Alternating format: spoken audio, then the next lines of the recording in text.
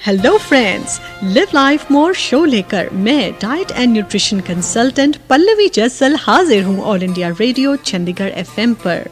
हमारी आपसे मुलाकात होती है हर गुरुवार सुबह 10:05 पर और लिव लाइफ मोर शो आप तक लाया जाता है फोर्टिस हॉस्पिटल मोहाली के सहयोग से। हर दर्द को मिटाए, सारे रोग दूर भगाए, सेवा करे मुस्कालाए, दुनिया बेहतर बनाए,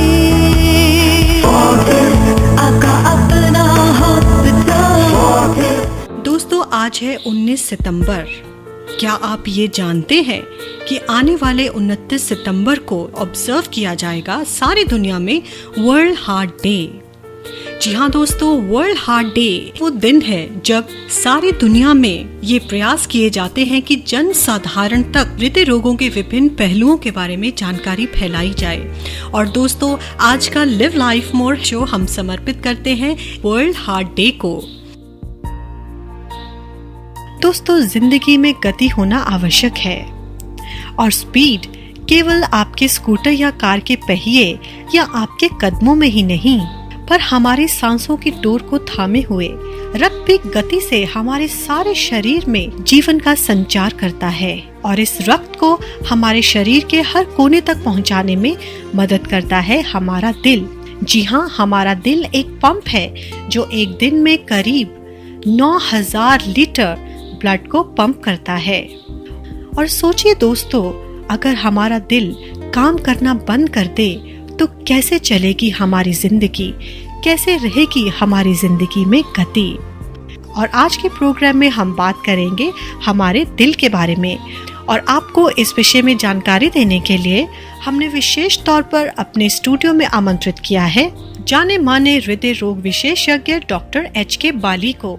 स्वागत है डॉक्टर साहब आपका और हमें बहुत खुशी है कि आपने एक बार फिर से हमारा निमंत्रण स्वीकार किया।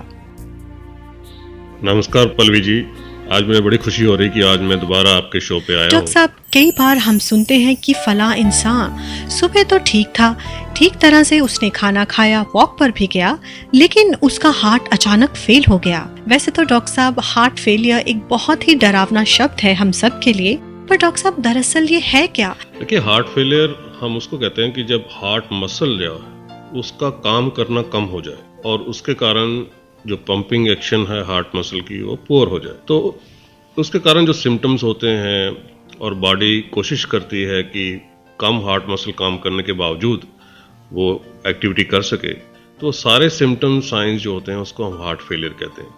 डॉक्टर साहब, अब सवाल ये उठता है कि हार्ट फेलियर के क्या लक्षण होते हैं जिनसे कि यह पता लग पाए कि हाँ, पेशेंट का हार्ट फेल हो रहा है। इंपॉर्टेंट सिम्टम्स हैं हार्ट फेलियर के, वो है एक तो सांस चढ़ना या चलने से थकावट हो जाना। तो जब भी हम कोई एक्टिविटी करें, जैसे चलना है, घर का कोई काम करें, कुछ ज्यादा काम करें, मोर देन एवरेज एक्टिविटी करें, तो उसके कारण हमें सांस फूलना शुरू हो जाता है और थकावट होना शुरू होता है। तो इसको हम मेडिकल टर्म में कहते हैं एफर्ट इंटॉलरेंस। जैसे पेशेंट लेटता है तो उसका सांस फूलना शुरू हो जाता है, जब वो बैठता है तो सांस ठीक हो जाता है। तो फ्लैट लेटने से, बेड में लेटने से उसके सिम्टम्स सांस फूलना शुरू हो जाता है। पेशेंट जब रात में सोता है तो सोने के टाइम तो उसको कोई सिम्टम्स नहीं होते, बट मिडल ऑफ नाइट में 2-3 बजे के करीब उसका सांस फूलना शुरू हो जाता है, उसको सफोकेशन शुरू हो जाती है, उठ के बैठ जाता है, वो चाहता है कि मैं खिड़कियां खोल दूं, बाहर जाके ऑक्सीजन लूं, और ये जो सिम्टम्स हैं आधा घंटा के करीब रहते हैं और फिर सेटल हो जाते हैं। तो ये रात में सांस के कारण उठना एक बड़ा इंपॉर्टेंट सिम्टम है हार्ट फेलियर का।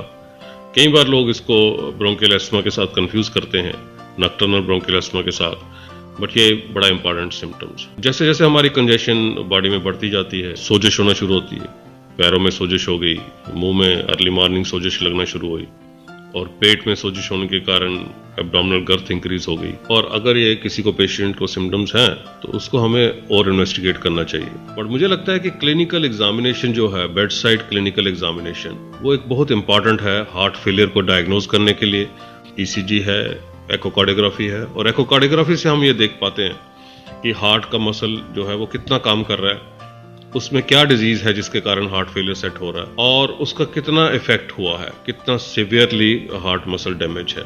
सो एक सिम्टम इवेल्युएशन, जैसा मैंने आपको बताया, उसके बाद detailed clinic examination and an echocardiography, ये तीनों को मिला के हम हार्ट फेलियर डायग्नोज करते हैं। डॉक्टर साहब, कई साल पहले हृदय रोगियों का इलाज केवल दवाइयों से किया जाता था। फिर हार्ट ट्रांसप्लांट के बारे में भी बहुत सुना गया, लेकिन हमारे देश में ये इतना पॉपुलर नहीं हो पाया। डॉक्टर साहब, आपको क्या लगता है कि इसकी क्या वजह रही होगी? मेजर कारण यही है कि ज़्यादा डोनर हार्ट अवेलेबल नहीं है और हमारा एक प्रोग्राम ऐसा सेटअप नहीं हुआ कि जिसमें हम जो ब्रेन डेड पेशेंट्स हों उनको जल्दी उनसे हार्ट लिया जाए और जो रिसिपिएंट है उनको लगाया जाए।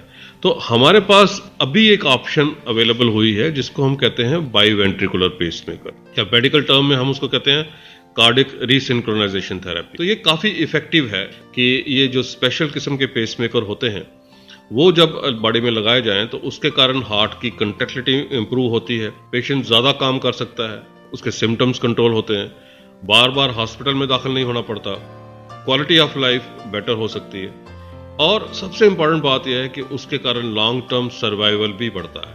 तो ये जो पेसमेकर्स आज के दिन में हैं, बाईवेंट्रिकुलर पेसमेकर, मुझे लगता है कि बहुत इफेक्टिव एक ट्रीटमेंट ऑप्शंस है उन पेशेंट्स में जिनमें दवाइयों से असर हो नहीं रहा और दवाइयों के बावजूद, दवाई खाते हुए भी उनको काफ़ी ज़्यादा सिम्टम्स हैं और वो नॉर्मल एक्टिविटीज़ नहीं कर सकते। तो severely symptomatic patients despite optimal medical treatment are the candidates for biventricular pace. तो दोस्तों, इन पेसमेकर्स के बारे में हम डिटेल में बात करेंगे लिव लाइफ मोर शो के आने वाले भाग में। और अगर आज के विषय में आपके कुछ प्रश्न हैं, कुछ क्वेरीज हैं, तो आप हमें जरूर कॉल करें। हमारा नंबर है 9815196731। हर दर्द को मिटाए, सारे रोग दूर भगाए, सेवा करे, मुस्काए, दुनिया बेहतर बनाए। आका अपना हॉस्पिटल। सो फ्रेंड्स, आज के लिव लाइफ मोर शो में हम बात कर रहे हैं आपके, हमारे, हम सब के छोटे से दिल के बारे में। और इस विषय में हमें जानकारी दे रहे हैं हमारे क्षेत्र के जाने माने हृदय रोग विशेषज्ञ डॉक्टर HK बाली। डॉक्टर साहब, मेडिकल साइंस में आए दिन एडवांसमेंट होती रहती है। पहले भी पेसमेकर्स लगाए जाते थे, पर आजकल के जो एडवांस्ड पेसमेकर्स हैं ये ज़्यादा इफेक्टिव माने जाते हैं। तो प्लीज़ आप इन एडवांस्ड पेसमेकर्स के बारे में हमारे श्रोताओं को ज़रूर बताएं। देखिए, पहले जो पेसमेकर लगते थे और आजकल भी सबसे ज़्यादा पॉपुलर पेसमेकर्स हैं वो है एंटी ब्रेडिकार्डिया पेसमेकर। उसका हमारा कहने का मतलब ये है कि जब हमारी हार्ट बीट कम होती है, हार्ट रेट कम होता है, तो इलेक्ट्रिकल कंडक्शन सिस्टम में एबनॉर्मेलिटी होती है। तो स्लो हार्ट रेट को कंट्रोल करने के लिए वो पेसमेकर हम लगाते हैं। और वो पेसमेकर जो होते हैं वो डिमांड मोड पेसमेकर होते हैं। उसका मतलब ये है कि नॉर्मली वो सिर्फ सेंस करते रहते हैं, और जब पेशेंट का जो हार्ट रेट है वो एक सर्टन प्रीफिक्स लेवल से कम जाता है तो उसी समय वो हार्ट को स्टिमुलेट करके वो हार्ट रेट मेंटेन करते हैं। इसको हम कहते हैं डिमांड मोड पेसमेकर। वो जनरेटर की तरह काम करते हैं कि जब हमारे घर में जैसे इलेक्ट्रिसिटी है तो जनरेटर काम नहीं करेगा, वो सिर्फ सेंस करता रहेगा, और जब इलेक्ट्रिसिटी नहीं रहेगी तो वो जनरेटर काम करेगा। So those are anti bradycardia pacemaker, bradycardia pacemaker. Doctor साहब, ये जो हार्ट फेलियर पेसमेकर्स हैं ये किस प्रकार से कन्वेंशनल पेसमेकर से ज़्यादा इफेक्टिव हैं?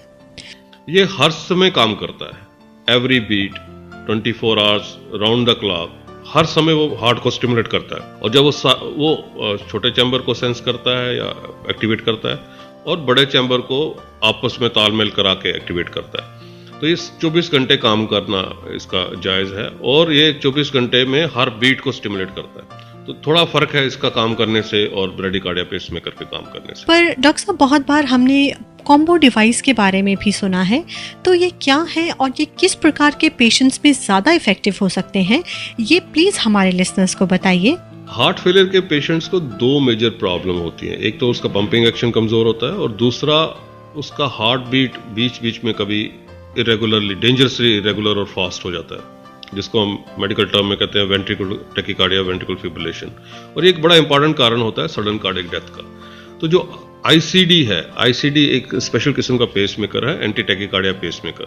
जिससे जब भी हार्ट बीट इरेगुलर हो जाए, फास्ट हो जाए, तो उसको ये डिटेक्ट करके शॉक दे देता है, रिवर्ट करने को। उसको हम कहते हैं आईसीडी। तो जिन लोगों में हमें लगता है कि इस किस्म की प्रॉब्लम भी है, हार्ट बीट इरेगुलर हो सकती है, डेंजरसली हो सकती है, लाइफ को थ्रेटन कर सकती है, तो उनको हम आईसीडी लगाते हैं। तो जब आईसीडी और बायोवेंट्रिकल पेसमेकर जो है इकट्ठा एक ही चीज में हो, तो उसको हम कॉम्बो डिवाइस कहते हैं। डॉक्टर साहब, ये जो कॉम्बो डिवाइस के बारे में हमने बात की, इसके क्या एडवांटेजेस हो सकते हैं? कॉम्बो डिवाइस ना ओनली हार्ट मसल फंक्शन को इम्प्रूव करता है, बट वो इरेगुलर हार्ट बीट होने को भी ट्रीट करता है। डॉक्टर साहब, हार्ट फेलियर एक महामारी का रूप लेता जा रहा है हमारे समाज में, तो इससे बचाव के लिए आप हमारे श्रोताओं से क्या कहना चाहेंगे? हमें लगता है कि हार्ट फेलियर का ट्रीटमेंट तो अवेलेबल होना शुरू हुआ है, बट उसको रोकना ही चाहिए। उसको रोकने का कारण है कि उन बीमारियों का इलाज किया जाए एग्रेसिवली, लॉन्ग टर्म पे, जिसके कारण हार्ट फेलियर होता है। और जैसा मैंने बताया कि ब्लड प्रेशर का इलाज होना चाहिए, सिमिलरली डायबिटीज का इलाज होना बहुत ज़रूरी है।